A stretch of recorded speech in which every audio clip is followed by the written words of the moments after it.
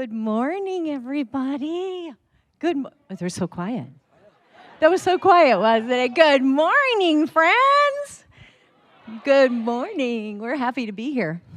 I am thrilled to be here. I love this. Is my favorite convention of the year. These people have been amazing all weekend. How have these fine folks been treating you all weekend? It's been amazing. Everybody's been fantastic. It's been a wonderful convention. Yep. Just the energy, the positivity. It's fantastic. We have the best fans in the world. We really do. We really do. We're so grateful. And this November marks the 35th anniversary. The 35th anniversary of The Little Mermaid. Yeah, we both started recording when we were 7. Yeah. Yeah. Don't we look good? We look so good. It's incredible. I mean, you've been able to influence multiple generations, and that has to be something that strikes a chord when you see parents, even and their younger children, coming to you saying, I loved you when I was a child, and now my child is growing up. Can you talk a little bit about what that is like, seeing those multi-generations? It is. I think we're on our 4th generation now. Maybe even going on to our 5th. We generally cycle every 7 years. Back in the day when the movie would get tucked away in the vault and come back every 7 years, it's for the next generation of kids. So yesterday I did have 4 generations come to the table at once. And it's really pretty incredible to get to be a little part of each person's story and their trigger core memory. And, we're so grateful. Yeah, it's amazing because it speaks to the enduring legacy of the mythology, because it is a coming of age story, and that's a perennial experience, in the human condition. And I think people relate to it generation after generation because people can say, "Oh, I know what that means to want to be part of your world and to go to a different experience," and so that's wonderful. And I tell people, they look at me and I go, "Well, this is what happens when Prince Eric grew up to be King Viking, apparently." So actually, he went from The Little Mermaid to Frozen. That's right. So we connected. Lost him. There's a connection, right? We lost him to Frozen. So. And speaking of multi-generations, we have a family of multi-generational mermaids. Just a couple weeks ago, yes, you got to witness your daughter bringing Ariel to life. Yes, our daughter Delaney is currently starring as Ariel in Miami at Area Stage. She graduated from college with her BFA in musical theater, got her equity card in the union, and booked Ariel. And I was with her the day that she got the call. I was visiting her in New York, and we just couldn't believe it. And of course, it was her decision whether to tackle this wild role or not. But unbeknownst to us, someone videotaped the encounter of her singing Part of Your World to me. Illegally, mind you. But this woman captured a moment that will stick with us forever. And even though it was not the right thing to do, we are very grateful to have it. But it went, I guess you call it viral, in 24 hours with 5 million people seeing it. So, this has been an incredible summer for her. She's got 8 shows a week. She's got 2 shows today. And she's a perfect Ariel. She was definitely born to play this role. I was telling Jodi, it's amazing because she's not just playing a character. It's not like a character that's been played before by other people. This is a character that Jodi created. Yeah. So it's amazing the legacy of her daughter is now playing a character that is iconic, but also that her mother actually created. That's and of course, Ariel has been in our household since the day she was born. So, and it's her favorite princess, and she's dressed as Ariel for many, many years. But when she was 4 years old, I was doing a concert, and I brought her up on stage. And she started singing Part of Your World and grabbed that mic from me and wouldn't give it back to me. And it was at that point, and in her famous little line that she said when I asked her, "What do you want to be when you grow up?" "I want to be Ariel after you die." So when I was there opening night, sobbing, and I met her backstage afterwards to congratulate her, I whispered in her ear, "I'm really glad I'm alive to see this day." As I said, we do have a microphone, so if you want to start lining up here, please start lining up. While we do have folks lining up, I'm going to ask you my favorite question to ask up here on stage, and that is, during your time, whether on set, on studio, filming movies, or especially here at events like GalaxyCon, has there been that moment where you saw another actor, another celebrity, and you kind of fanboyed out a little bit? Maybe you were like a little gun shy. Maybe you put your foot in your mouth. Okay, I did have I'm not big into television, so I don't know anything about television. I don't know anything about anime, but there are films that I grew up with. And so the first time that I met Richard Dreyfuss, now you don't probably know, people don't know who Richard Dreyfuss is, but you know, you have to be old like me. But pardon? Well, you know, yeah, I think there are some health issues and whatnot. But anyways, I did fangirl backstage with Richard Dreyfuss, if you don't know, but Mr. Holland's Opus, and of course, Jaws, the scariest movie on the planet when I was a kid, which kept me out of the ocean for a good decade. I did fan and got a picture with him. I think that's the first person I've ever asked. And Dick Van Dyke. I did kind of fangirl with Dick Van Dyke and did get my photo with him. How about you? I think I was at a con, one of the first cons I did. I was walking in the green room, and I saw Khal Drogo walk past me, and I was like, "Dude's huge," you know, Jason Momoa. And then I also saw John Bernthal in the green room, and I was like, "You were great in Fury, man." You know? I didn't know what to say. And he was like, "Thank you, brother." I was like, Hello, I saw you waiting patiently there. What's your name? It's fine. My name's Katrina. Hi, Katrina. Came as a different redhead. Anyway, so you talked about the multi-generational, and I mean, 1989, Little Mermaid came out. I can tell you when my cousin was born, she used to dance on the coffee table and rewind and rewatch it all the time. So, but we love the movie. And how excited were you so many years later, Jodi, to get that call to come do a live action cameo? Yes. It was very exciting when the movie was announced. Robbie Marshall and John DeLuca are the producers, executive producers, and Robbie was our director. Robbie and I have known each other for 45 years. I actually did a production of chess with him. It was his first time to transition from being a performer to being a director. And so it was really full circle to be able to work with him on this huge project. I was so proud of him. And I was in London for a month, and we had a blast, and the cast was amazing. So, yeah, it was a really fun experience. That's awesome. And we all fangirl, too, just so you know. Hello, what's your name?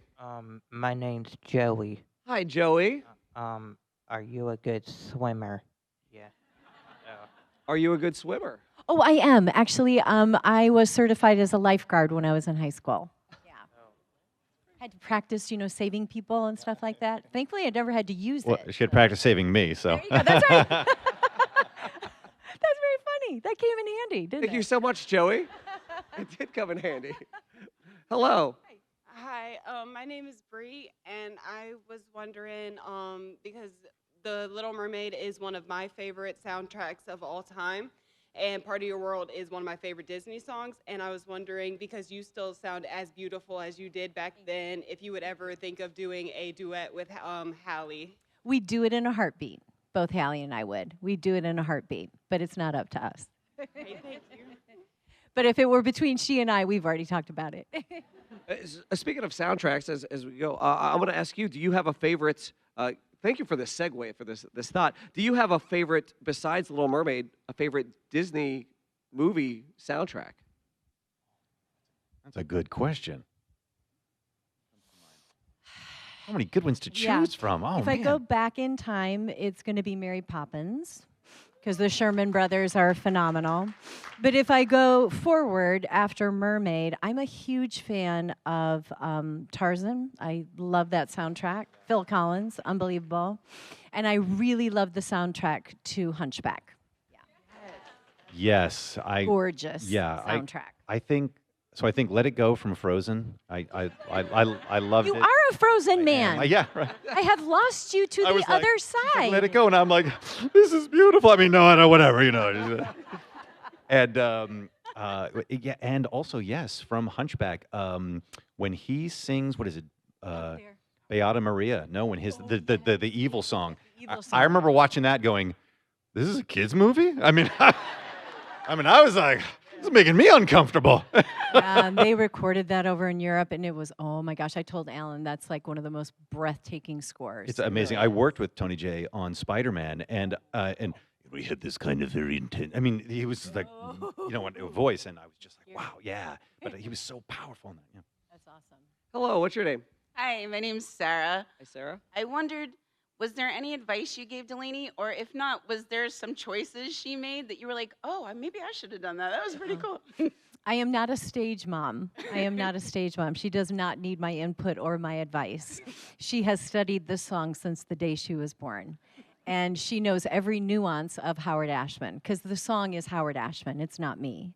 I just did what Howard said. And so she is doing exactly what Howard directed. She does not need any help from me. She's brought so much joy to this character, and she's made it her own. Yeah, she's made her own, which is wonderful. you. Good morning. How are you? Hello. Hi, I'm Ava. I want to tell you, my aunt is a huge fan of you. Like, she loves you so much. Her favorite movie is The Little Mermaid, and she loves you. I have 2 questions, if that's okay. My first question is, what was your favorite song other than Part of Your World to perform? Well, I only sing Part of Your World in reprise, and you don't sing at all, That's right. do you?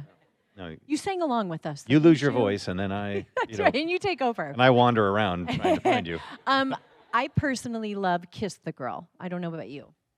Yeah. You have to say you like my song first, though. Well, no, but I do. But actually, you? I do because it is so iconic. No, you like Let It Go. Don't lie to me up here. But they're both coming of age songs. Okay, they're there you both go. coming of age anthems. They They're both coming of age anthems. And that scene of you swirling and I mean, it's so beautiful. But it's so iconic, and it's about that again, that mythological drive to go beyond your current My song limitation. came first. It did. Yes, it did. That's right. And then my second question is, once upon, or like the recent like Little Mermaid stuff with Eric and things like that. It was Once Upon a Story that. Our 100th anniversary yeah. special. Mm-hmm. What was it like reprising those roles and bringing them back into? Oh, it's always fun. Life. Yeah. And I mean, I'm in the studio all the time for Ariel, so it's an ongoing process for me. But we're anytime that we can hold the integrity of our characters, we're thrilled. And Disney Character Voices protects that for us, which we love. Yeah. Perfect. Thank Thank you you. so much. Thank you. Thank you. Hello, what's your name? Hi, I'm Blake. Hi, Blake. I've been a huge fan of you for a long time, Jodi. And Christopher, I really liked your work in Little Mermaid as well as Thank you. Cinderella 3. You did Oh, really yes. awesome work in that as well. Twist in time. Prince but, Charming. Right. You are another prince. Yeah, he was. But get Jodi, I've around. always liked your work from Little Mermaid to Toy Story to Enchanted. But one other role I really liked you for was when I was growing up, I watched these DVDs called Kids 10 Commandments. And you did several voices there. I remember looking through the cast list and I was like, she's doing all these voices. This is amazing. Like, I wouldn't have, there were only a couple of voices that when I was a kid that I recognized because I could hear the Ariel connection.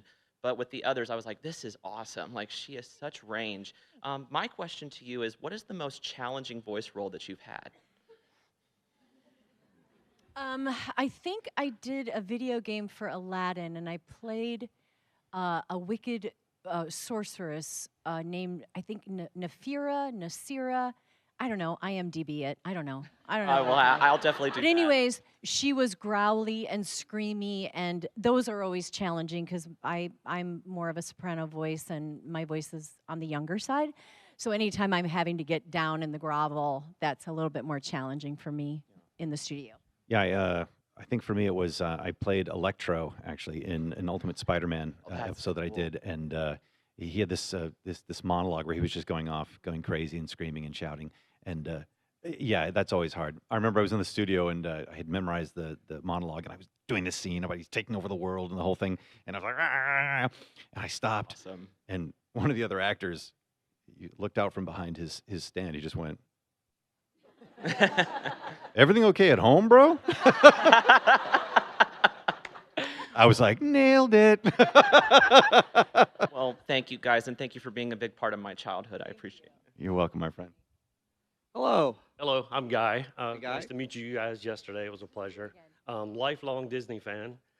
Tapered off a little in the college years, but The Little Mermaid brought back the love. It renewed the love of Disney for me. Can you share some insight as to working with Minkin and Ashman? Well, Howard was brilliant. He was a genius. He was ahead of his time, and he is, I'm pretty much going to say, single-handedly responsible for bringing back feature animation for the Disney studios, because he introduced the Broadway musical to the feature animated film. And he was insistent on Alan being his writing partner. And so he created the magic. He really did. We had an incredible staff, incredible creative team, an incredible cast. It was the perfect storm, and none of us knew that this was going to happen, which makes it extra special and extra magical. So, yeah, it's all Howard, and I'm so grateful to carry on that legacy with his song and make sure that everyone knows that the reason why you love Part of Your World is because of Howard's interpretation of Ariel, and he just was amazing. And I'm so grateful. I got to do a Broadway show with him and an animated feature film. I'm very fortunate. I'm one of the only people that has worked with him more than once, and I have all those memories in the studio with him standing to my left. So I'm grateful, grateful. Yes, thank you. Thank you. Hello. I'm Jasmine. Big fan, loved Little Mermaid. It was like one of the first songs that I'm sure my parents were sick of hearing it by age 8 or something. Anyway, I don't know if you've given this any thought, but I was wondering how you might feel about the way the Little Mermaid story has been kind of interpreted over the years, and specifically sort of the more feminist interpretation of the live-action movie. You know, I'm a big fan of our story in all different areas, because you have to realize we started working on our film in 1986, 1987, and things were very different then. So Ariel was quite moving, and she changed things a lot. We had Cinderella, Snow White, Sleeping Beauty. So there was a lot of time that went by before Ariel came out. She made a lot of big changes for us as women. And we were ready for that back in 1989. But we need to keep pressing forward, which is why we need to see the movement happening for people. For all groups, we need to see this. You know, we need to see this for all our different community groups. We need to see change, diversity, inclusion, and we need to see this empowerment. So between 1989 and our live action of last year, there has to be change. We have to see that. So I'm full supporting of everything that we've done with our story. I love all our different tellings of it. I really do. Thank you so much. Let me explain the feminist interpretation. Are you going to mansplain us right now? You can go to Frozen, Chris. You go mansplain? Is that what you're going to do? I love it. Hello. This is what happens when you've had 3 hours of sleep. We're in a hotel with a fire alarm that has gone off all night. We have not slept. Our entire team is operating on 0 sleep. So we have to apologize profusely for this panel. We are not going to remember this 5 minutes later. Wandering around in the parking lot at 2 o'clock in the morning. Him half naked. Comes down at 1 o'clock in the morning. Like Frozen, like this incredible Sven with like half of his body exposed, and I'm like, dude, where's your clothes? I was like, what's going on? Why the hell is this alarm going off? But it didn't just go off once. It went off all night and all morning in the shower. It's just, so we're deaf. We're also deaf, so we can't hear anything. Our ears are still ringing. What did you ask us? I have no recollection. I don't know, where am I? Where are we? We're with you. We're here, but we won't remember any of this, so we're going to apologize now for anything that comes out of our mouths. Well, I haven't asked anything yet, but... Oh, you haven't?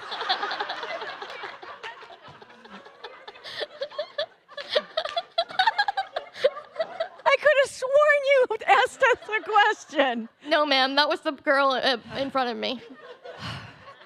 Okay, what's your question? First of all, I want to just say how much I love The Little Mermaid and its sequels. Jodi, you do an amazing job on all 3. And Chris, you do an amazing job on the first one. Thank you.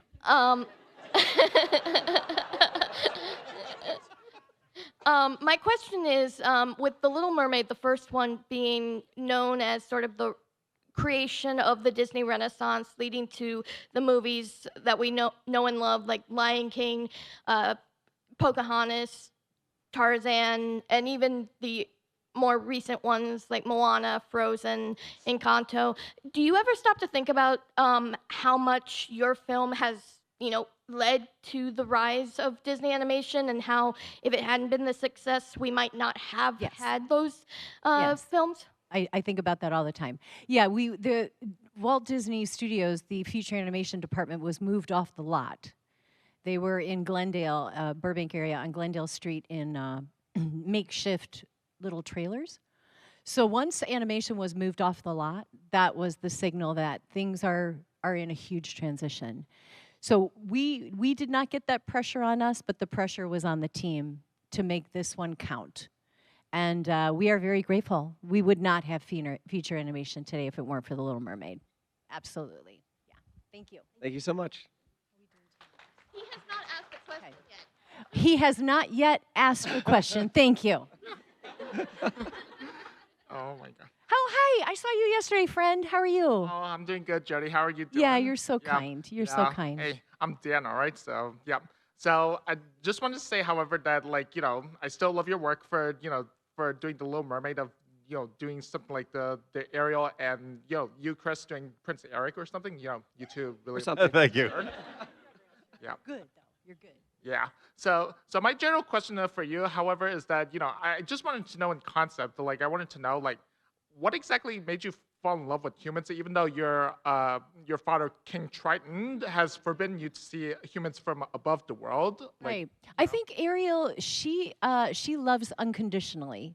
So she loves creatures, humans, mermaids, plants, animals. She loves everything. She is just got a huge heart. She thinks the best of everything and everyone. So it's unimaginable to her to see any kind of division at all.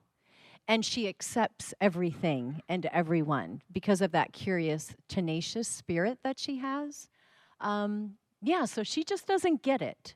She doesn't understand why there has to be a fight or a war or differences between people. It's a great lesson for where we are today. Ariel is, she's pretty incredible with her spirit, and she has taught me a lot in 37 years. She has taught me how to love unconditionally, although I wasn't very kind this morning to the hotel people, so I'm sorry about that. But for the most part, all of the people except the people at the hotel, I try to love others well. I'm sorry. We're so tired. I'm sorry. It's interesting because it also speaks to the enduring power of the myth, because Ariel's journey, Ariel's coming of age story, it's about transcending the limitations that have been placed upon her, and that's a human experience, that you want to break through the limitations that have been placed upon you. That's a part of your world. I think that's why it speaks to all of us, because everybody can relate to that. Of being like, I'm stuck and I'm being confined and I'm being, put in this mold and and I want to break out of that. And I think that's why generations of people have just said, no, I relate to that, just wanting to be free of that. And that's a really powerful myth, I think. Chris is the smartest person I know. No, he is. He's so smart. So I always like doing panels because he makes me seem smart. You are smart. Thank you. Oh my God. Thank you so much. Thank you, Dan. Isn't he sweet? So we got about 15 minutes. We're going to try to get through as many as possible. Here we go. Hello. Speed round. Hello, I'm Erin. Honored to meet you. My question is, when you're creating a character vocally and the relationships between the other actors, how is that affected by spending so much time in the recording area as opposed to being able to see each other's faces live on stage? Go. That is really challenging. That is a really interesting, I think that's one of the essential aspects of being an actor, and it's also a voiceover actor is kind of an interesting aspect to it, because you really have to live in an internal world.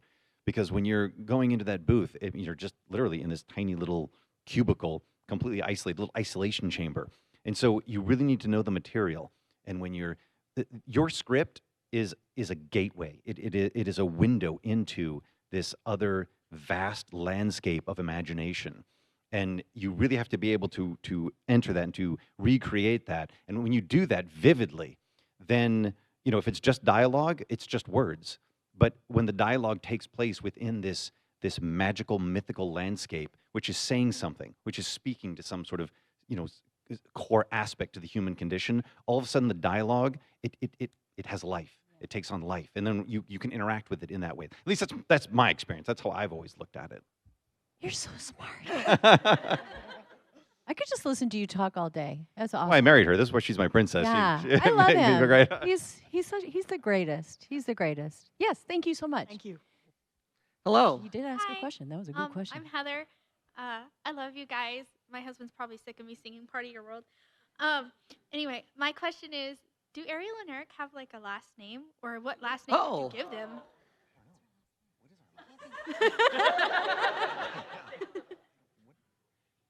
That is a very good question. We might have to go to the source material. Yeah, I'll have to find that out. That's a We'll good get back to question. you. I don't know. Hi, my name's Ashlyn. So obviously I grew up listening to both of your voices, but Jodi, the first time that I saw your face was in the movie Enchanted. So I was curious, what was it like working on that movie? It was exciting and super fun, and I didn't know what I was doing because I'd never been behind a camera before, but Kevin Lima, who was one of our animators for The Little Mermaid, directed that.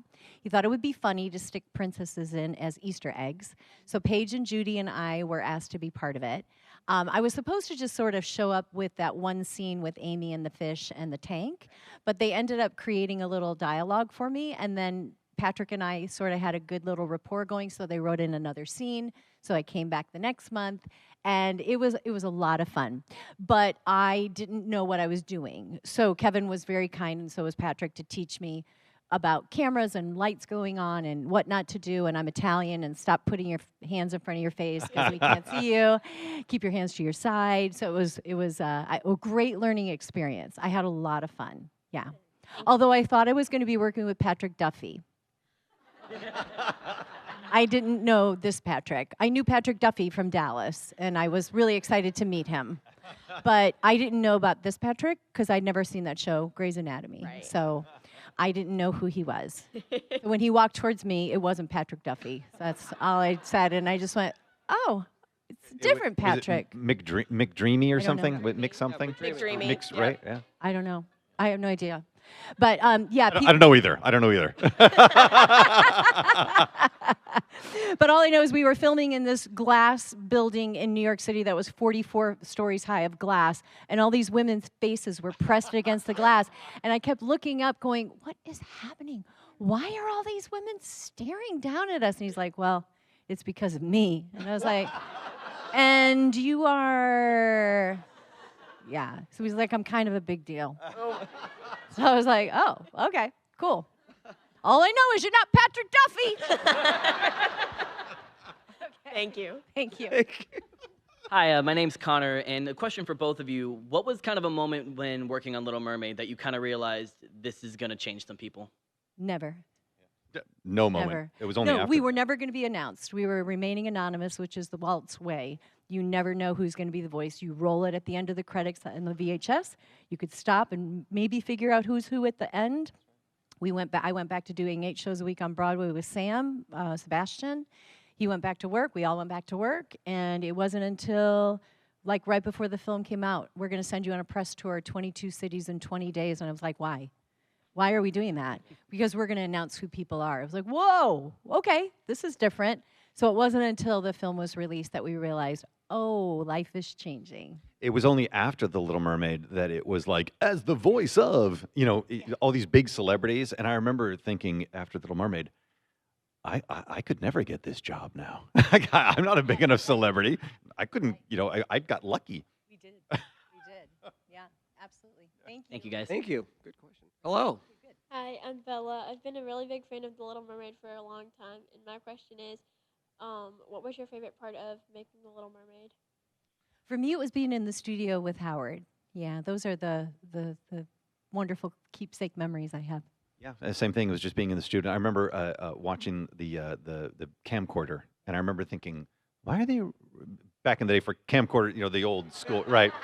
They didn't know the phones. Walkman, they had Walkman It was on. like a giant, camera. And I was thinking, why is there a camera in the studio?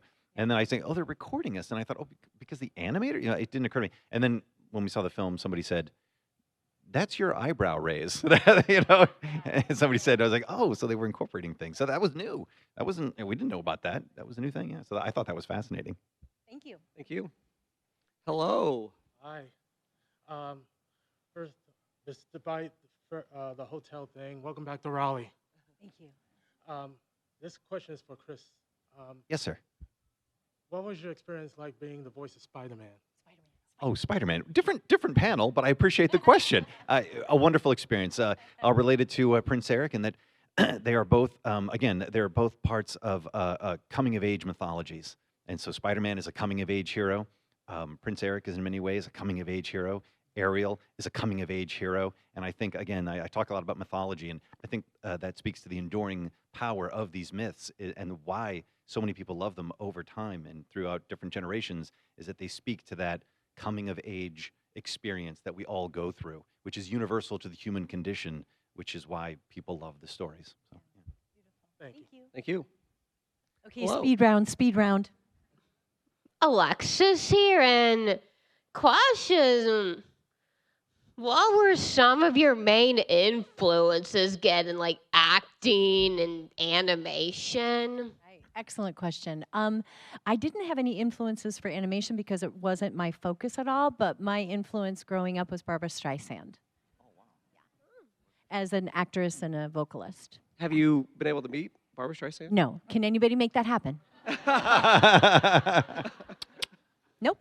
No takers. I mean, I got in the business when I was 8 years old, so I didn't really have that that formative experience of sort of seeing somebody and then wanting to be like them. Later on, as I got older, I would see people that I would want to emulate, like Anthony Hopkins or some like major, incredible person like that.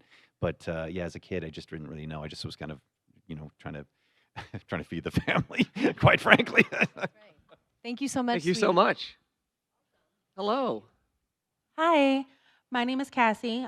My sister Jonna is a huge fan of the movie. She is a redhead as well, so she felt like she was like very well known. I know that you're really famous for The Little Mermaid, but you also did Thumbelina. There we go. So my question is, with the direction that you had as far as vocally with The Little Mermaid, did you use any of that for your character in Thumbelina? No, we actually, Barry Manilow and our director Don Bluth and John Pomeroy, they went a whole different way with Thumbelina. And that is my voice. It's not EQ'd under a sound machine. So yeah, they wanted a super high-pitched, super tiny sound. But working with Barry Manilow was a dream come true. I grew up as a huge fan of his. Yeah, thank you so much. Thank you. Yes. Hi, I'm Jade. So recently I revisited The Little Mermaid on VHS, and at the beginning of it, before the movie even started, there was like a promo video that you were in. Like it was actually you, it wasn't animated. So just off the top of your head, how many of those do you think you did? How many promo videos have I shot through the 37 years? Yes. I don't And even go. know what day of the week it is. I don't know the date or the day, so that probably won't happen. I probably won't know it. I have no idea.